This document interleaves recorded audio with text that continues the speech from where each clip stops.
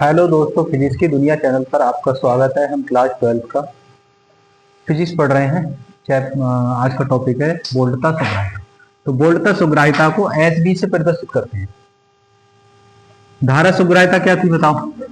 S I बराबर पाई बटे आई। एकांक धारा पर विक्षेप धारा सुग्राहिता कहलाई। किसके लिए? धारा मापी में। और एस बी क्या होगी? पाई सेम होगा और आई की जगह क्या आ जाएगी? बी।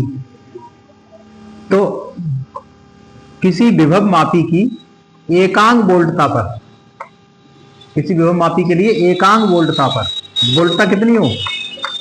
एकांक वोल्टता पर उसमें हुए विक्षेप को, विक्षेप है, उसमें हुए विक्षेप को वोल्टता सुग्राहिता कहते हैं। तो ये फार्मूला हो गया, मतलब परिभाषा हो गई। तो S B is equal to हो गया पाई बटे पी। अच्छा, एक बात और बताओ, विभवांतर क्या होता है? धारामापी विभवांतर बी बराबर होता है आई जी। क्या होता है? आई जी। बी बराबर होता है आई जी। तो बी की जगह आई जी लगा दो। जी जो है यहाँ पे धारा मापी का, जी क्या है? ये धारा मापी का प्रतिरोध है, प्रतिरोध। तो एस बी बराबर क्या आया बताइए? तो ये आ जाएगा फाई बटे आई जी। और फाई बटे आई को हम क्या कहते हैं? S I. तो S B is equal to क्या आ गया? एस आई बटे जी। एस आई बटे जी। अब एस आई का मान निकाल लो। तो S I is equal to क्या आ जाएगा? G into S. यानी कि धारा सुग्राहिता जो किसके बराबर है? धारा मापी का प्रतिरोध और वोल्ट का सुग्राहिता के गुणनफल के बराबर। समझ गए? तो ये है। तो लिखते हैं इसमें परिभाषा कैसे होगी, बनेगी बताओ? एस पी इक्वल टू क्या है? आई बटे बी। यहीं से परिभाषा बन जाएगी। परिभाषा बनाइए। किसी विभव मापी की, किसी विभव मापी की, मापी की एकांक वोल्टता पर, ठीक है, वोल्टता कितनी होती चाहिए? एकांक, एकांक वोल्टता पर, वोल्टता पर उसमें हुए विक्षेप को, उसमें हुए विक्षेप को विभव मापी की वोल्टता सुग्राहिता कहलाती है। विक्षेप को विभव मापी की वोल्टता सुग्राहिता कहते हैं।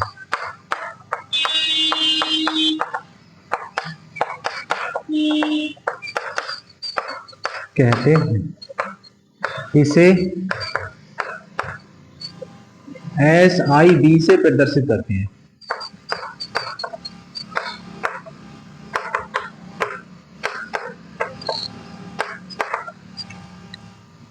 लिख ले परिभाषा की तरह।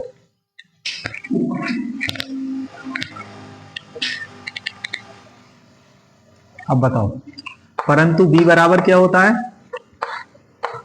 बताइए। आई इंटू जी। बी बराबर होता है आई इंटू जी, जहां जी क्या है?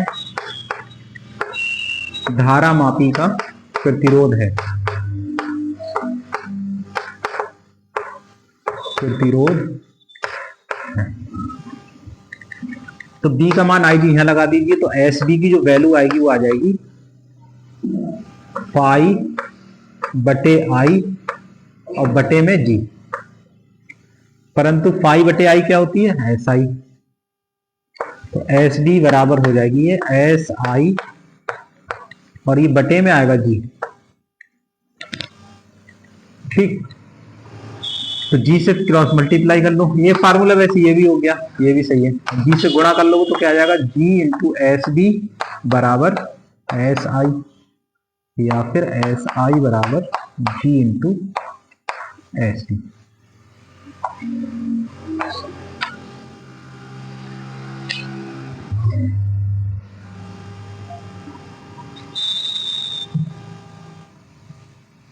बता दो।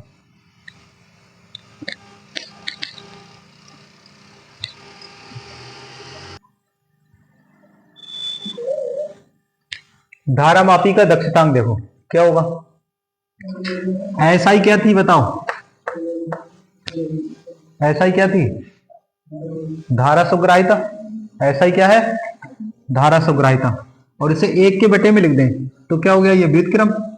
तो धारा सुग्राहिता के व्युत्क्रम को हम कहते हैं धारा मापी की दक्षता, यानी एक्स। तो धारा मापी की दक्षता क्या कहलाती है, धारा सुग्राहिता के व्युत्क्रम को क्या कहते हैं, धारा मापी की दक्षता कहते हैं। परिभाषा लिख लो, धारा मापी की सुग्राहिता के, धारा मापी की सुग्राहिता के व्युत्क्रम को धारा मापी की दक्षता कहते हैं।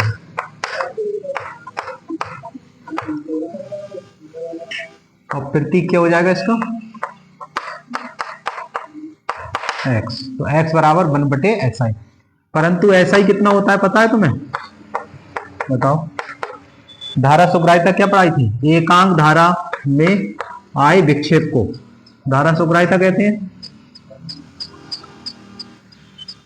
तो SI का मान यहां लगा दो तो x कितना आएगा बताओ, फिर x आ जाएगा 1/π/I। पाई आई पलट के ऊपर पहुंच रही है, x क्या आ गया, x आ गया I/π।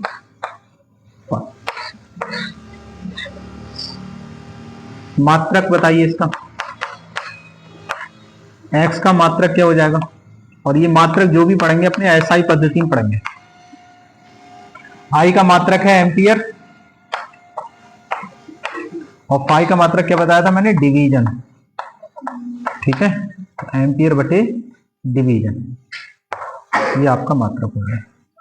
उतारिए,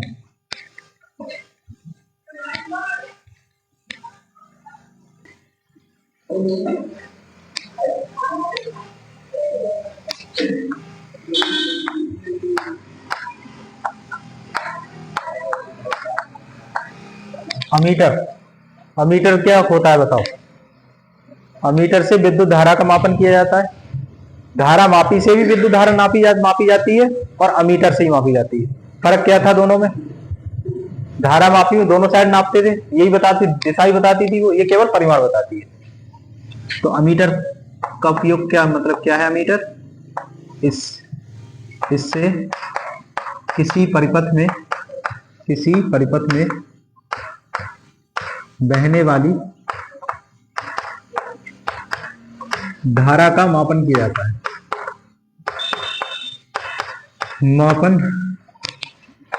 जाता है। और बताओ दूसरा पॉइंट, अमीटर को परिपथ में श्रेणी क्रम में जोड़ते हैं। किस में जोड़ते हैं, श्रेणी क्रम। ठीक है, कोई परिपथ है तो उसकी श्रेणी क्रम में अमीटर लगाते हैं। जैसे ये कोई परिपथ है इस तरीके से, तो अमीटर को अगर हम ऐसे लगाएंगे तो यहाँ ऐसे लगाएंगे, ये प्रतिरोध आ रहे हैं तो अमीटर ऐसे लगेगा, ऐसे लगातार लगाएगा, श्रेणी क्रम में। ठीक है, तो दूसरा पॉइंट हो गया, अमीटर को परिपथ में श्रेणी क्रम में जोड़ते हैं।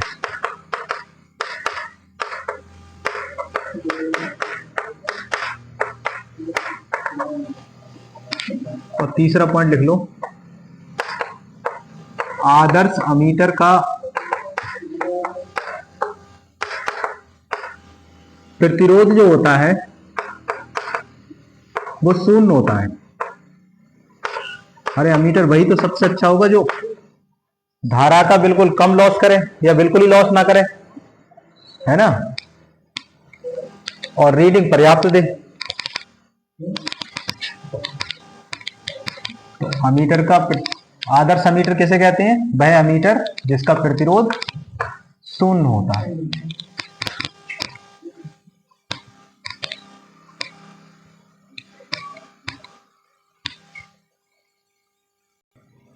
सुनो,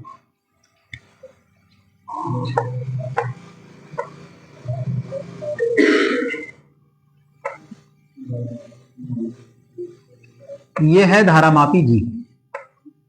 धारामापी है। अगर इस धारामापी के समांतर क्रम में हम कोई अल्प मान का प्रतिरोध जोड़ दें, एक छोटे मान का क्या जोड़ दें, प्रतिरोध, तो जो छोटे मान का प्रतिरोध जोड़ा है उसे हम संट कहते हैं। क्या कहते हैं, संट। एक अल्प मान का प्रतिरोध जोड़ दें संट, तब जो धारामापी है वो किसमें बदल जाता है, अमीटर में बदल जाता है। अब यहां से दोनों धारा आई चली, टोटल धारा, तो अब धारा दो भागों में जाएगी, एक तो यहां जाएगी इसमें और एक इसमें जा रही। मतलब मान लेते हैं धारा आई जी में जो है आई जी जा रही है, धारामापी में धारा कितनी जा रही है, आई जी। तो इस वाले में कितनी जाएगी, इस तार में टोटल आई है, तो आई माइनस आई इसमें आई। अब यहां से आई माइनस आई इधर से आई, इधर से ये आई, तो टोटल मिलके फिर से क्या हो जाएगी, आई। तो ये हो गया। अच्छा, धारामापी में जो संट है, ये संट और ये धारामापी, ये दोनों किस में जुड़े हैं, समांतर क्रम में। ऐसे ऊपर नीचे समांतर क्रम में जुड़े हैं। तो समांतर क्रम में जुड़े हैं कौन कौन, संट तथा धारामापी। अगर धारामापी और संट समांतर क्रम में, तो क्या सेम रहता है समांतर क्रम में, विभवांतर सेम रहता है। तो इसका मतलब है संट के बीच विभवांतर है एस बी, वो बराबर होगा किसके बीच विभवांतर, एस जी के, नहीं, संट के बीच विभवांतर बी एस बराबर होगा धारामापी के बीच विभवांतर बी जी के। तो फार्मूला बताओ। अच्छा, विभवांतर का फार्मूला, ओम का नियम क्या कहता है, बी बराबर आई आर, यही तो कहता है। तो बी एस में क्या कितनी धारा है, एस प्रतिरोध है, धारा इतनी है, तो क्या लिखोगे इसे, आई माइनस आई जी और इंटू एस, और बीजी को क्या लिखोगे, आई जी इंटू जी। अब मैं कहूं एस निकाल लो आप, तो एस कितना आएगा, आई जी बटे आई माइनस आई जी, बोलो, और जी ऐसे। तो ये संट का प्रतिरोध आ गया, समझ गए। किसका प्रतिरोध आया, जो आपने अलग से प्रतिरोध लगाया है वो आ गया, उसका मान इस सूत्र से निकल जाएगा। ठीक है,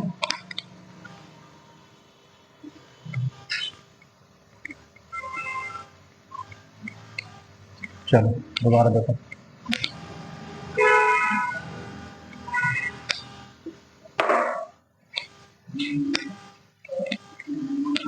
परिभाषा क्या बताई थी, यदि धारामापी में, धारामापी के समांतर क्रम में, धारामापी के समांतर क्रम में अल्पमान का प्रतिरोध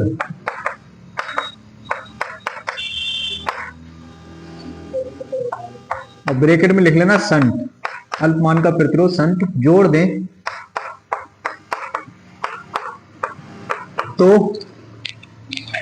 तब जोड़ दें तब धारामापी अमीटर में परिवर्तित हो जाता है, अमीटर में बदल जाता है। तब धारामापी किसमें बदल जाता है, अमीटर में बदल जाता है। चित्र कैसा था बताओ, यहां था धारामापी जी, और यहां क्या लगा दें आप, अल्पमान का ये प्रतिरोध, संट लगा दिया यहां पे हमने।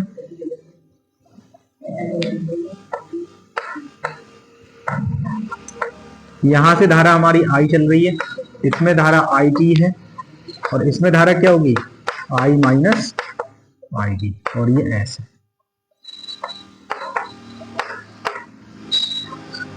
बताओ यहां पे क्या है,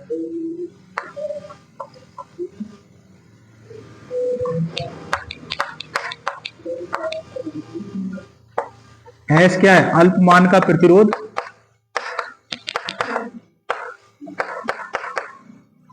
यानी कि संट है ये, और जी क्या है, धारामापी का प्रतिरोध। और आई जी क्या है? धारा मापी में पूर्ण विक्षेप के लिए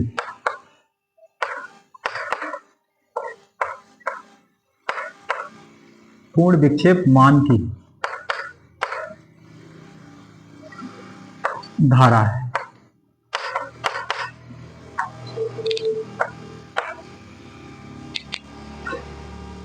अब यहां पे बताओ, संट तथा धारा मापी समांतर क्रम में जुड़े हैं।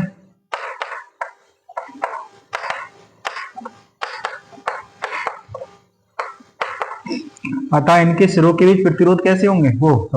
इनके सिरों के बीच विभवांतर बराबर होंगे, है ना? तब इनके सिरों के बीच विभवांतर समान होगा। मतलब जो है जितना एस बी हो, जितना बी एस होगा उतना ही होगा बी जी। तो बी एस का मान क्या होगा? धारा इंटू प्रतिरोध। धारा जो है आई माइनस आई जी है,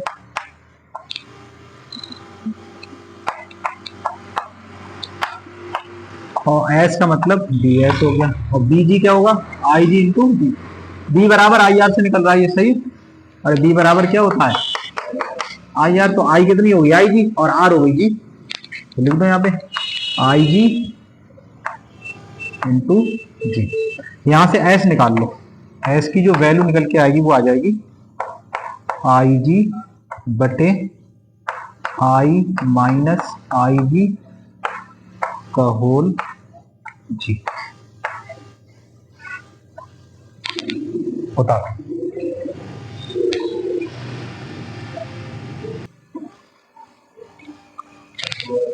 कीलकित कुंडली धारामापी हमने कैसे बनाई थी? दो नाल चुंबक ली,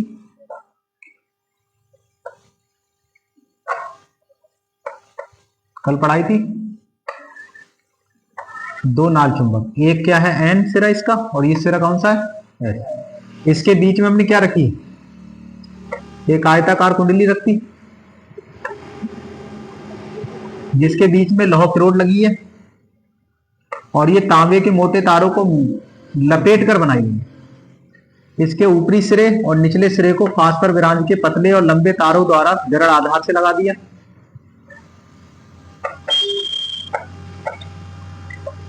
किससे लगा दिया? दृढ़ आधार से। विपरीत क्रम में हमने स्प्रिंग लगाए,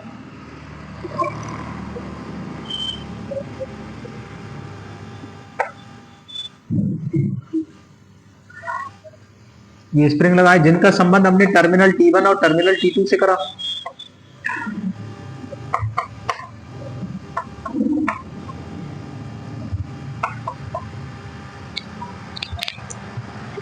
धारा मापन के लिए एक संकेतक सुई लगाई और एक वृत्ताकार स्केल पैमाने पर ये घूम रही है जो धारा की रीडिंग बता रही है।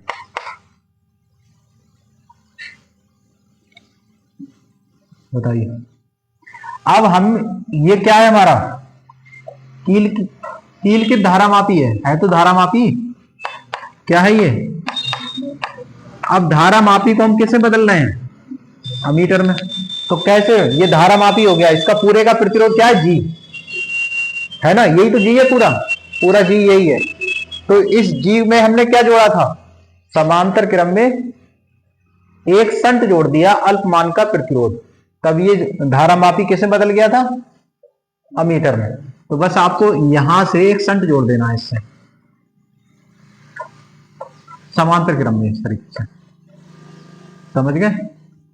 बस ये संट हो गया। यहां से हम धारा बाहर से भेज रहे हैं। धारा किधर से प्रवाहित होती है? टर्मिनल T1 से। और किधर को बहती है? T2 की। तो अमीटर का ये क्या हो गया? नामांकित चित्र आरेख। ये क्या है बताओ? इसे कहेंगे हम अवतलाकार चुंबक, अवतलाकार चुंबकीय ध्रुव।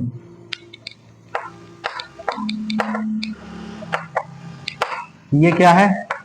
स्प्रिंग। और ये क्या है? फास्फर ब्रांज का तार। ये क्या है? दृढ़ आधार। ये क्या है? संकेतक। बकाया आपको सब पता ही है। और ये क्या है?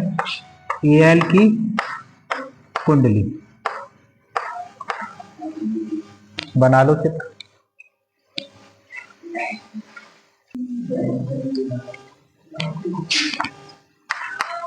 Volt meter. वोल्ट मीटर से क्या नापा जाएगा? विभव। किसी परिपथ में दो बिंदुओं के बीच विभवांतर मापा जाता है किससे?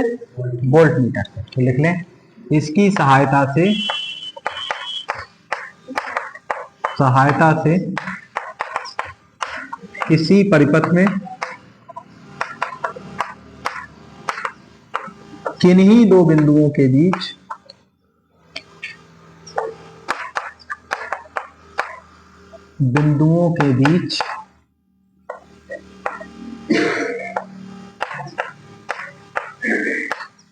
विभवांतर मापा जाता है।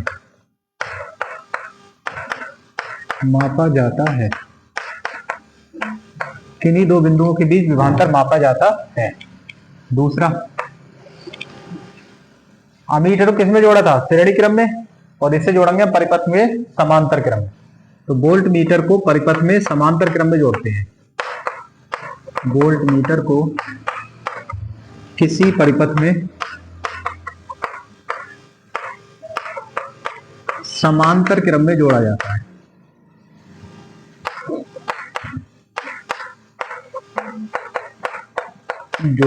है।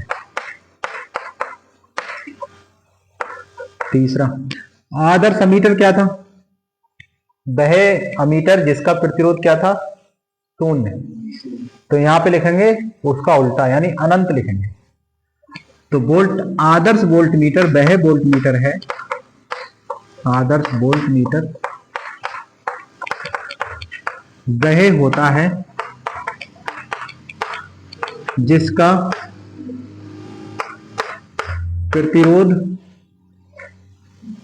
प्रतिरोध अनंत होता है।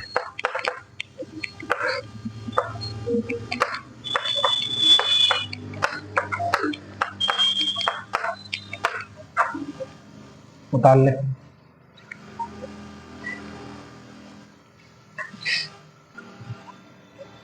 धारा मापी को वोल्ट मीटर में बदलने के लिए धारा मापी के श्रेणी क्रम में उच्च मान का प्रतिरोध जोड़ देते हैं, जैसा भी बताया। तो लिखेंगे धारा मापी को वोल्ट मीटर में बदलने के लिए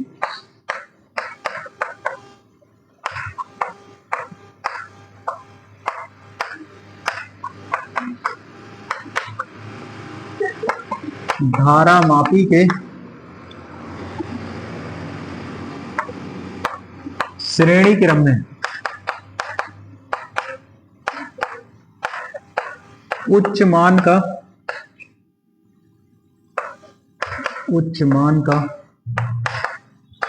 प्रतिरोध जोड़ देते हैं।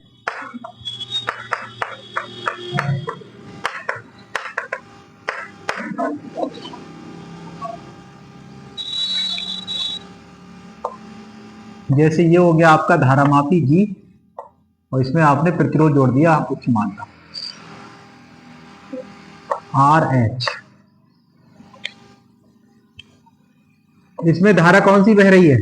धारामापी में तो IG बहती है, IG तो ही बहेगी इसमें पूरे में।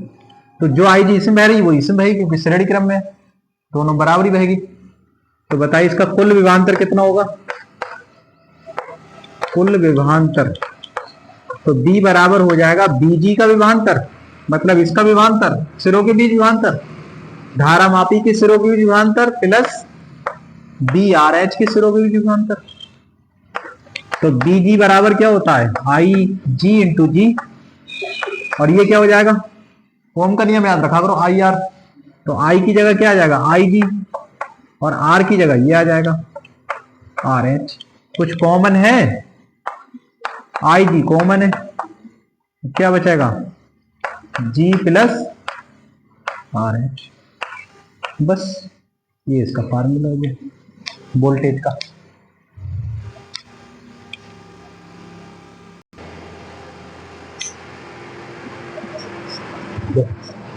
अगर यहां हमें मान चाहिए किसका, आर एच का, तो समीकरण 1 से ही देख लो। समीकरण 1 से जैसे वहां पे हमने संट का मान निकाला, ऐसे ही हम आर एच का मान निकालेंगे। कितने मान का हमने प्रतिरोध जोड़ा है, तो इस फार्मूले से बोलो, ये इधर ले आओ, तो क्या आ जाएगा, बी माइनस आई जी इंटू जी बराबर आ जाएगा आई जी इंटू आर एच। अब क्या करेंगे, आई जी से भाग दे दो। क्या करोगे, आई जी से भाग दे दो।